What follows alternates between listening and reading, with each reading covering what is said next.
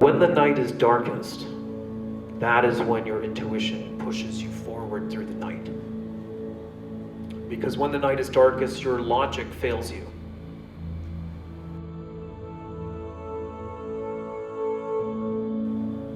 You can't rely on your normal tools in the darkness. And if you're operating from the left brain, that will frustrate you. Do you understand what I'm saying? Because you will want to know right there and then what it means. You will be working from the left side of your brain, wanting to understand something and create a completion. But it's not yet ready yet. And so what you have to do is you have to trust your intuition. There's something inside of you that's resonating. There's something inside of you that understands that there's something significant here, but you don't quite know what it is. And you have to tolerate it. You have to breathe with it. And in a way, you have to kind of bow to it. Because that is the voice of the inner guru, actually. Your intuition, which is located in your body, is the guru. That's the guru. And we've been trained to be disembodied by our culture, to be neck up, and to rely only on logic.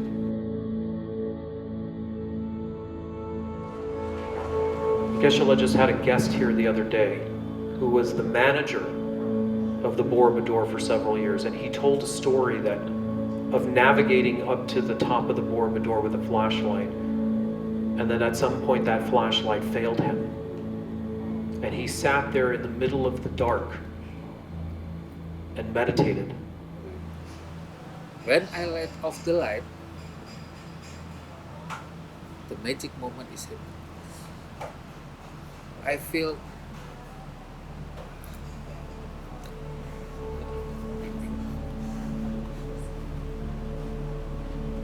the star is gone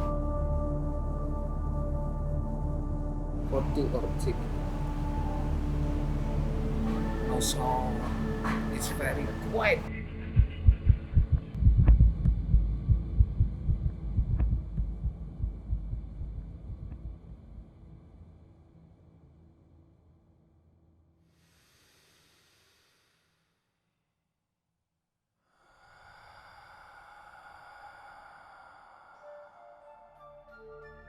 We have to receive by our innate, pure perception, not through words, not through history, not through science.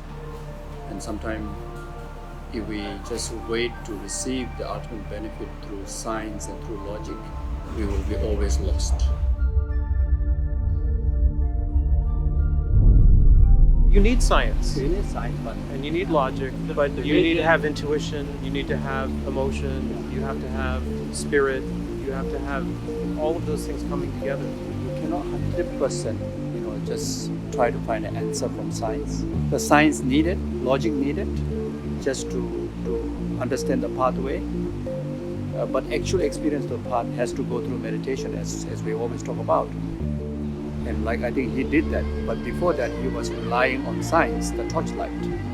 He's relying on a factor from outside, and that is his distraction. The moment he just went into that complete quietness, he went into the zone of emptiness. As a Muslim practitioner, he is not saying emptiness, but actually what we understand is he's just talking about actual experience of emptiness.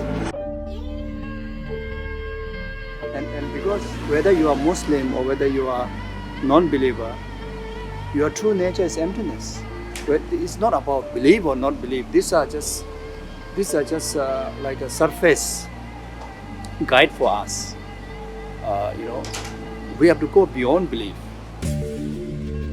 Belief can be actually a barrier, can be an obstruction. We have to go beyond belief. We have to go beyond religion.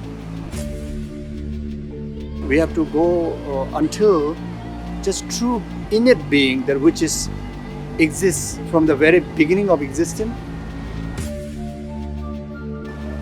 We are already, every single living beings by nature is already Buddha. Why we are samsaric being is because of we caught up with distraction, that's it. So the awakening in Buddha is not outwardly, it's all about.